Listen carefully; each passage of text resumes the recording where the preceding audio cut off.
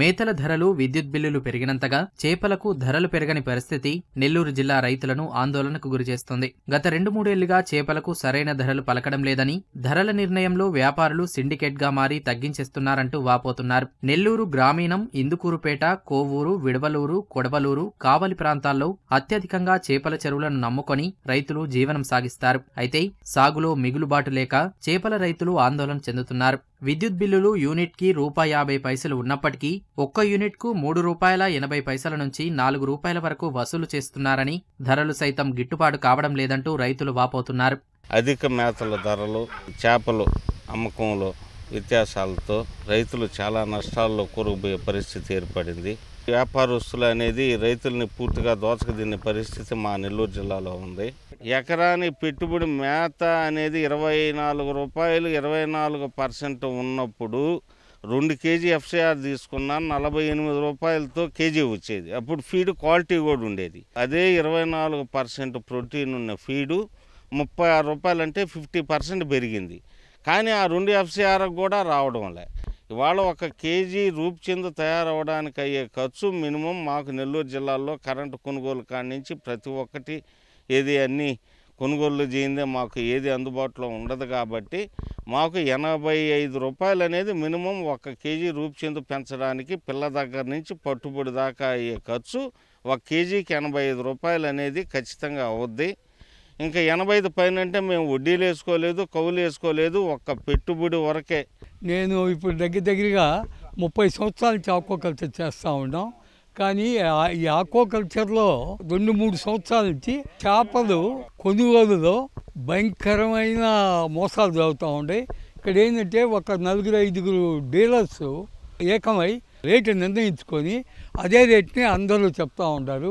ఈరోజు పై మార్కెట్లో దగ్గర 90-95 అమ్ముతున్నా ఇక్కడ ₹80 కూడా కొనడం లేదు వీళ్ళు. అది కాకుండా కల్చర్లో రకరకాలైన ఇబ్బందులు వస్తూ ఉన్నాయి. అప్పట్లా కాకుండా ఫీడ్ రేట్లు పెరిగినాయి, సీడ్ నాణ్యత లేదు. ₹80 కొని ₹113 అంటే 1 కేజీ మీద ₹30-33 ఆదాయాలు చేసుకొని వాళ్ళు చేస్తూ మమ్మల్ని ఇబ్బంది పెడతా ఉంటారు. జిల్లాలో గండి, రూప్చంద్ చేపల రకాల సాగు ఎక్కువ. కేజీ రూప్చంద్ పెంచడానికి నిర్వహణ ఖర్చు కేజీకి దాదాపు ₹100 అవుతుంటే గండి రకం పెంచడానికి ₹110 అవుతుంది. ఇలాంటి పరిస్థితుల్లో ధరలు పెరగాల్సింది పోయి ₹100 కంటే తక్కువ ధరకు పలుకుతున్నాయంటూ రైతులు వాపోతున్నారు. దీనికి తోడు తక్కువ ఖర్చుతో చేపలను పెంచేందుకు కొందరు రైతులు చికెన్ వ్యర్థాలను వేసి పెంచుతూ తమ ఆదాయానికి గండి కొడుతున్నారని చెబుతున్నారు. చేపల ధరలు తగ్గినాయి, కరెంటు బిల్లులు పెరిగినాయి, ఫీడ్ రేట్లు పెరిగినాయి. ప్రతి ఒక్కటి కూడా ఆక్వాకల్చర్ మీద, చేపల గుంటల మీద రేట్లు పెరగడం జరిగిన దానివల్ల ఇప్పుడుండే రేట్లకి పూర్తిగా రైతుకి ₹1 వచ్చే పరిస్థితి లేదు. కానీ ఈరోజు ఏంటంటే కైకలూరు నుంచి, ఆకువీడి నుంచి కొంతమంది రైతులు సంగమం ఆ ఏరియాలో వచ్చి, కోళ్ళగట్ల ఏరియాలో వచ్చి అవి లీజులకు తీసుకునేసి ఎక్కడి నుంచైనా చికెన్ వేస్ట్ అనేది తెచ్చేసి ఆ చికెన్ వేస్ట్ వేసిన దానివల్ల ఏంటంటే మామూలుగా ఫీడ్ వేసి మేపే రైతుకి చికెన్ వేస్ట్ వేసి పెంచే రైతుకి 50% వేరియేషన్ వస్తుంది. తక్కువ ఖర్చుతో వాళ్ళకి సైజు వస్తున్నాయి.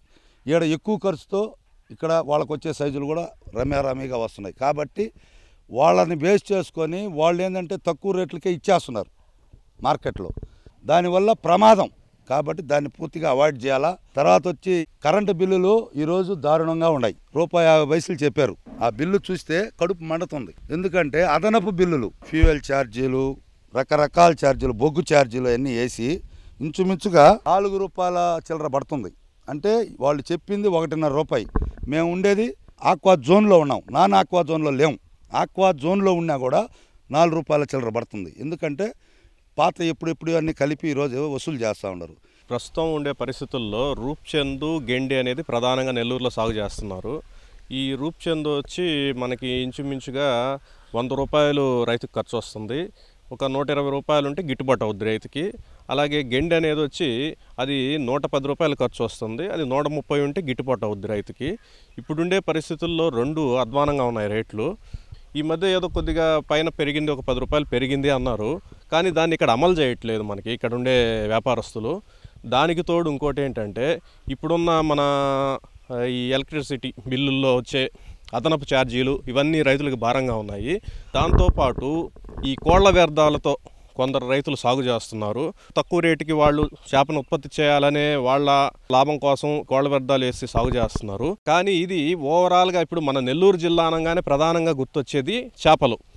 ఈ చేపలు ఐడెంటిటీ అనేది ఈ కోళ్ల వ్యర్థాలు వేసి సాకడం వల్ల, ఈ పెంచడం వల్ల ఈ చేపల్ని ఈ ఐడెంటిటీ పోయే ఒక పరిస్థితి కనిపిస్తుంది. ఎందుకంటే ఈ కోళ్ల వ్యర్థాలు వేసిన చేపలు తినేదానికి ఇష్టపడటం లేదు ఎవరో కూడా. ఈ క్యాన్సర్ లాంటి జబ్బులు ఇవన్నీ వచ్చే అవకాశాలు ఉన్నాయనేది ఒక శాస్త్రీయంగా నిరూపించబడింది. సో దానివల్ల ఏంటంటే ఈ చేపలకి కోళ్ల వ్యర్థాలు వేయడం వల్ల రాబోయే కాలంలో ఈ నెల్లూరు చేపలు తినకూడదు అనే ఒక పెద్ద సమస్య రాబోవచ్చు అనేది మా అంచనా. అందుకని ఈ కోళ్ల వ్యర్థాలని వేయనీయకుండా ఈ ప్రభుత్వాలు కఠినంగా చర్యలు తీసుకోవాలా. ఇప్పుడు మనకి రూప్చంద్ ఒక కేజీ తయారు చేయాలంటే దగ్గర 90-95 రూపాయలు అవుతుంది. కానీ ఇప్పుడు మార్కెట్ ఏమో 82 రూపాయలు. అంటే దగ్గరగా ఒక మామూలు రైతే, అంటే కౌలుదారులు కాదు, రైతుకే 15 రూపాయలు నష్టం వస్తుంది. అదే కౌలుదారుడు అంటే ఇంకా 20-25 రూపాయలు నష్టపోవాలి. మళ్ళీ దాంట్లో కరెంటు బిల్లులు అబ్నార్మల్గా వస్తున్నాయండి, చాలా ఎక్కువ వస్తున్నాయి. 1500 రూపాయలు ఒక బిల్ అంటే ఛార్జెస్ ఒక 700-800 ఎక్స్ట్రా వస్తున్నాయి. అది కరెంటు బిల్స్ వల్ల మనకి పెట్టుబడి ఎక్కువైపోతూ ఉంది. దానికి తోడు రేటు కూడా చాలా డౌన్గా ఉంది. చేపల సాగు చేసే రైతులకు ప్రభుత్వం విద్యుత్ ఛార్జీలను తగ్గించడంతో పాటు మేతలను రాయితీపై అందించాలని, వ్యర్థాలతో చేపల సాగు చేసే వారిపై కఠిన చర్యలు తీసుకోవాలని రైతులు కోరుతున్నారు.